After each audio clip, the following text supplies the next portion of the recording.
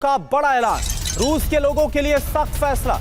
Tourist visa की संख्या को घटाया गया है। तो ये देखिए आप, एक और बड़ा कदम उठाया गया। यूरोप के 9 देशों का बड़ा ऐलान। रूस के लोगों के लिए सख्त फैसला लिया गया है। टूरिस्ट वीजा की संख्या को घटा दिया गया है। एक और बड़ी चोट पहुंचाने की कोशिश की गई है रूस को, रूस के लोगों को। फ्रांस के राष्ट्रपति मैक्रोन ने दी जानकारी। ज़ेलेंस्की के साथ रविवार को मीटिंग होगी। स्टार्मर और मर्ज की भी मीटिंग में शामिल होंगे। सूत्रों का दावा, लंदन में हो सकती है बड़ी मीटिंग।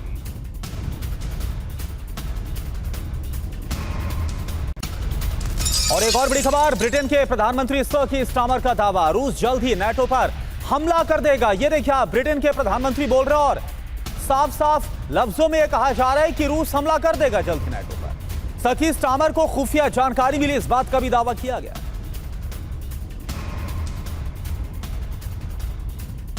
और कीर स्टार्मर का दावा, नाटो पर हमला होगा। क्या कहा गया है ये देखिए, रूस नाटो पर हमला कर सकता है, हमारे पास खुफिया जानकारी है, यह भी वो दावा कर रहे हैं। नाटो के दूसरे देशों का भी आकलन यही है।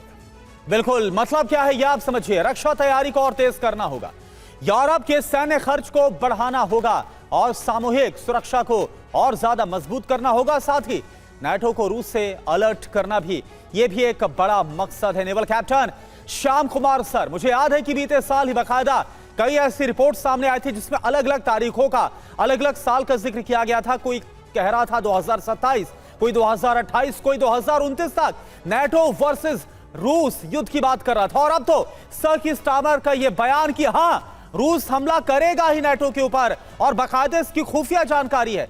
क्या आपको लग रहा है, कितना आपको इसमें दम नजर आ रहा है इस बयान में? देखिए, ग्रीन रूम मैन्यूवर्स की बात करें, बिहाइंड द कर्टन विस्पर्स की बात करें, या अंडर द कारपेट जो समिट्स में होती है डायलॉग, उसकी बात करें, तो बहुत कुछ चलता रहता है। रशिया ये नहीं चाहता कि वो अपने आप को पूरे वर्ल्ड के फोरम पे लड़ाई में इंगेज करे। उसकी एक लिमिटेड मंशा के साथ जमीर की लड़ाई, जमीन की नहीं, जमीर की लड़ाई, जो कई बार मैं आपसे कह चुका हूं, उस हिसाब से आया। 4 रीजन को उसने कैप्चर किया, 6000 स्क्वायर किलोमीटर छोड़ दिया उसने नॉर्थ ईस्ट में यूक्रेन को। बेलारूस की तरफ से भी आया, 8 किलोमीटर का काफिला लेके आया, रेड्स की उसने कीव पे, और चुपचाप वो चाहता है कि पोलैंड के बॉर्डर तक शांति रहे, बफर जोन बना रहे और यूक्रेन जो है उसके हिसाब से चले, कम से कम न्यूट्रल स्टेट रहे जैसे वो पहले था। यूरोपियन यूनियन का मेंबर नहीं बन पाया, बहुत कुछ उसकी चाहत रही, नाटो का मेंबर नहीं बन पाया।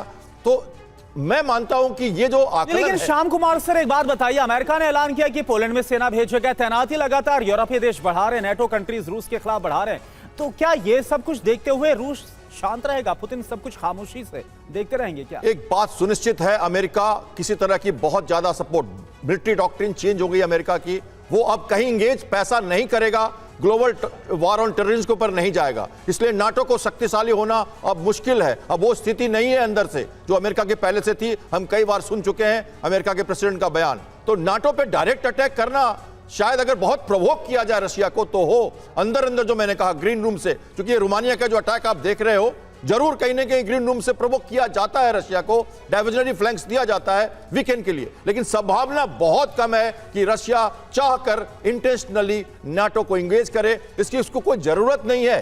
जैसा मैं कह चुका हूं, बफर जोन चाहिए और वो मिल गया तो मिल गया, ये उसकी मंशा है और यही संशय विश्व को है। उसको हमें नजरअंदाज कर सकते हैं फिलहाल।